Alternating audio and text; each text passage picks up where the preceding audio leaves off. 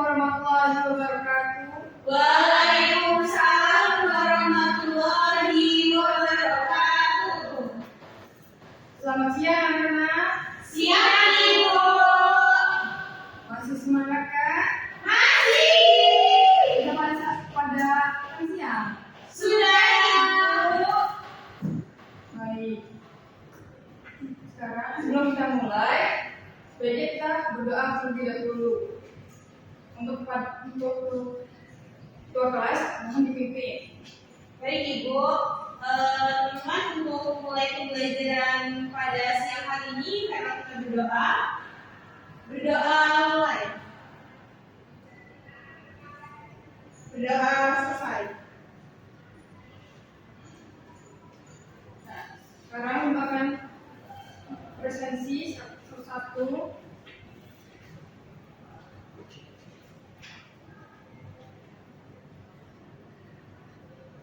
Rita Dalia, Ada Ibu.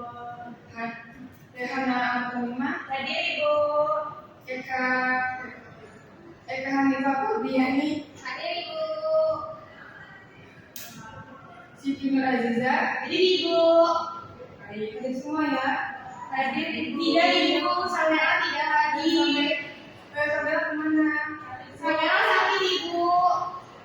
Sakit udah berapa hari? Sudah 3 hari Ibu, sudah lama. Tidak beruntung semua. Nanti Ibu setelah ini nanti kita berkunjung ke rumah Samira Ibu. Oke.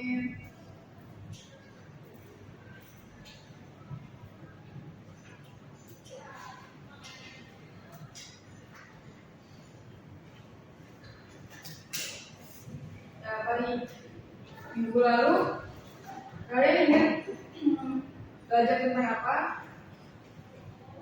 Observasi Ibu. Oke. Baik.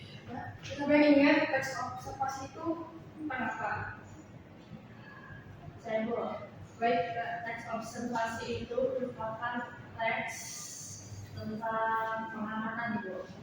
nah hari ini kita akan mempelajari dan mengidentifikasi paragraf, deskripsi, dan eksposisi dalam laporan hasil observasi. Tujuan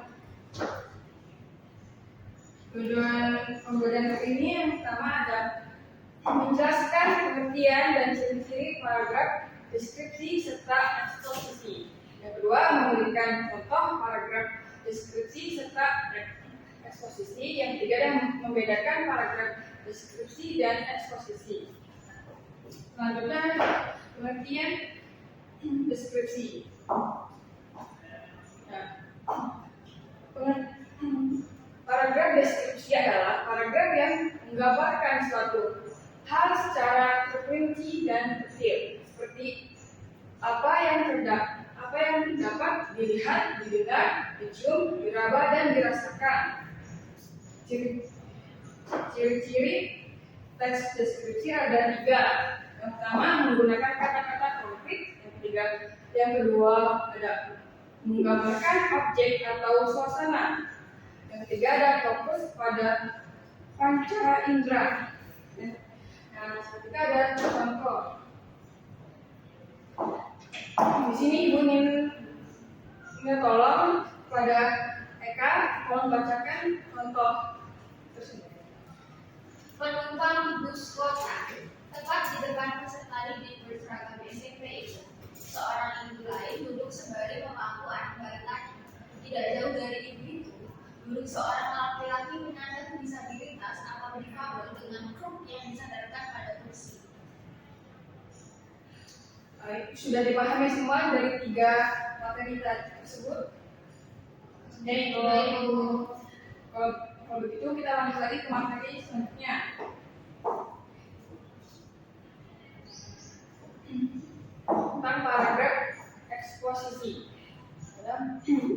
Menurut KBBI, eksposisi berarti uraian atau paparan yang bertujuan menjelaskan maksud atau tujuan sebuah karangan. Paragraf eksposisi adalah paragraf yang menyajikan informasi agar pembaca memperoleh pengetahuan. Ciri-ciri paragraf eksposisi ada 3. Pertama adalah menyampaikan informasi atau fakta. Yang kedua, bertujuan memberikan pengetahuan. Yang ketiga adalah bersifat objektif dan logis. Nah, dari ketiga materi ini ada yang ditanyakan atau sudah paham semua? Sudah paham, Ibu. Baik. Yang kedua ada materi tentang perbedaan antara paragraf eksposisi, deskripsi dan eksposisi. Contohnya dulu. Contohnya bisa dibacakan kepada Hana. Baik Ibu, sepeda motor di Indonesia. Sepeda motor adalah alat transportasi roda 2 yang digerakkan oleh mesin. Ada bermacam-macam tipe sepeda motor. Ada sepeda motor jenis sport yang berkecepatan tinggi, bersuara bising, dan biasa digunakan oleh pembalap. Ada sepeda motor skuter yang dapat hidup otomatis tanpa menggunakan operan gigi manual. Ada sepeda motor bebek manual atau kopling. Ada sepeda motor trail yang biasa digunakan di medan berat atau off-road. Terakhir ada sepeda motor cruiser yang dikenal dengan motor gede atau moge yang kecepatannya tinggi. Bagus, Hana. Nah, terakhir sekarang kita membahas perbedaan paragraf deskripsi dan eksposisi. Paragraf deskripsi perbedaannya ada 3. Yang pertama adalah fokus pada gambar dan terperinci, melibatkan panca indera dan memberikan pesan atau suasana. Yang ketiga adalah paragraf eksposisi.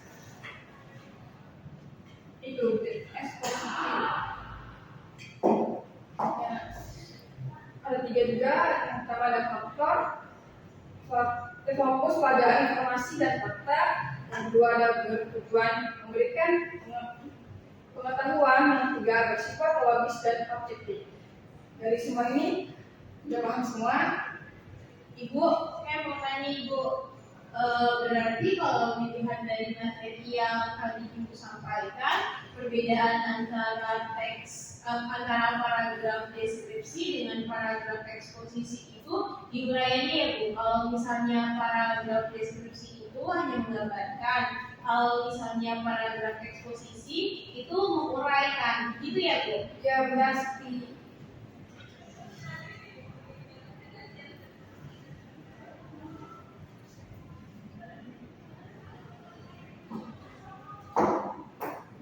Begitu, ada yang bisa mengulaskan kembali dari tiga materi tersebut, dari materi-materi yang sudah disampaikan oleh Ibu. Ada yang ingin ditanyakan? Tidak Ibu, cukup. Oh, begitu, baik. Kalau sudah paham semua, kita kembali lagi ke tujuan pembelajaran kita hari ini. Baik Ibu.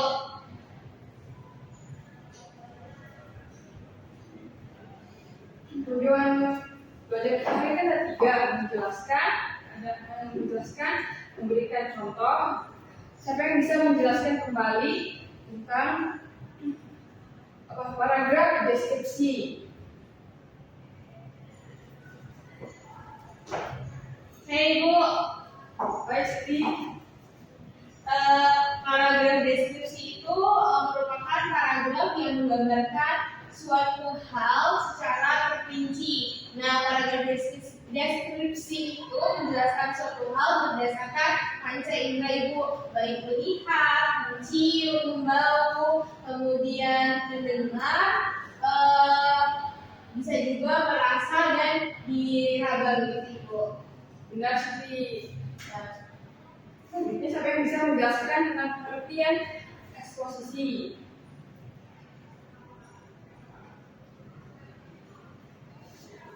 Baik, kan? Untuk paragraf eksposisi itu berarti uraian atau paparan yang bertujuan menjelaskan maksud atau tujuan sebuah karangan. Paragraf eksposisi adalah paragraf yang menyampaikan informasi agar pembaca memperoleh pengetahuan itu. Baik, ya benar. Di sini ada yang bisa memberi contoh kembali tentang Untuk paragraf deskripsi,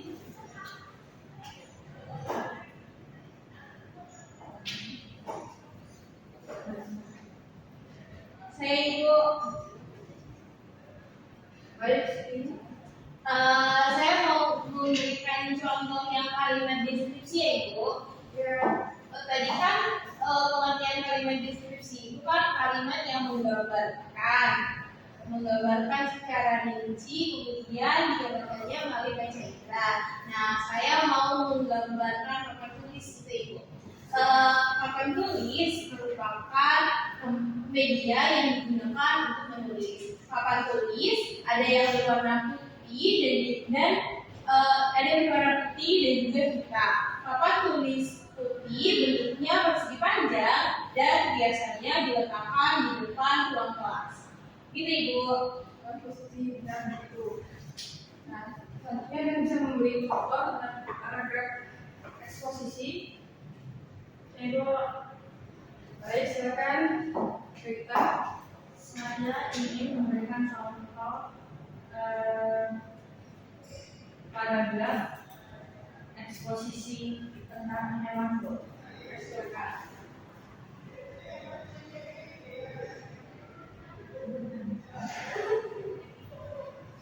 Hewannya nggak apa-apa ya, diam. Anjing adalah hewan pemangsa yang kerap menjadi peliharaan di rumah. Hewan ini bisa dengan mudah dijumpai hampir di seluruh penjuru dunia. Sama seperti manusia, anjing adalah hewan sosial. Karena alasan inilah anjing bisa dilatih diajak bermain hingga tinggal bersama manusia. Bagus, benar itu begitu. Beri tepuk tangan kita semua.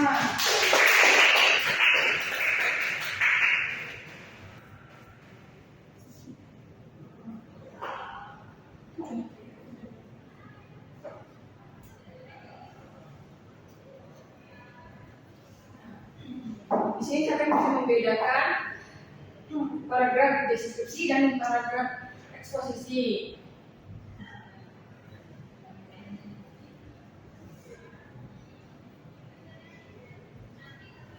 Silakan ya Kak. Kalau perbedaan dari paragraf deskripsi dan eksposisi, kalau paragraf deskripsi itu bertujuan untuk menggambarkan suatu hal secara detail.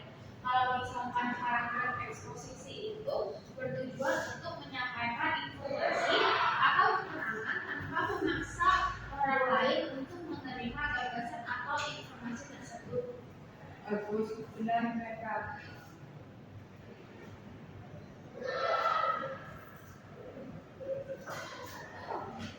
Teman semua kan? Baik, sudah Baik, paham Ibu. Ibu. Ada yang bisa mengulas kembali tentang materi yang kita sudah dijelaskan hari ini?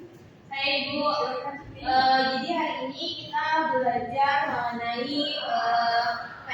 mengenai paragraf deskripsi dan juga paragraf eksposisi. Tadi paragraf deskripsi itu merupakan paragraf yang menggambarkan suatu hal secara rinci. Kemudian untuk paragraf eksposisi itu merupakan paragraf yang menyampaikan suatu informasi Ibu.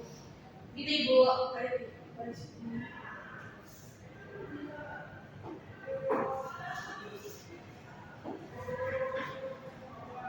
Nah, sekian itu. Sekian. Sebelum kita tutup pelajaran hari ini, mari kita berdoa dulu untuk kelas malam ini.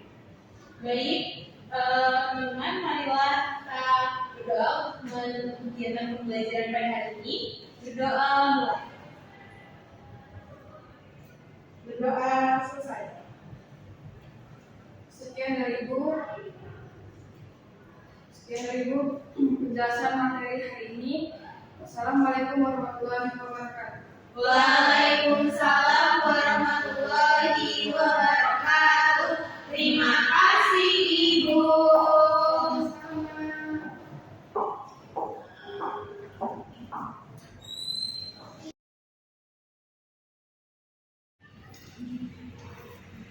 Assalamualaikum warahmatullahi wabarakatuh. Di sini saya Rehna Umtamima sebagai observasi lisan dari saudara Salsabila Ginanjar. Di dalam praktiknya, Salsabila Ginanjar sudah memenuhi komponen yang berupa penguatan verbal, yaitu kata-kata yang berupa benar, bagus, benar sekali, bagus. Tetapi Salsabila tidak menggunakan kalimat dalam penguatan verbal. Lalu yang kedua, Salsabila menggunakan penguatan nonverbal yang berupa penguatan berupa mimik dan gerakan badan. Lalu tetapi Salsabila juga tidak menggunakan penguatan dengan cara mendekati dan penguatan dengan sentuhan, lalu penguatan dengan kegiatan yang menyenangkan maupun berupa simbol atau benda. Lalu yang selanjutnya yaitu Salsabila. Bentar.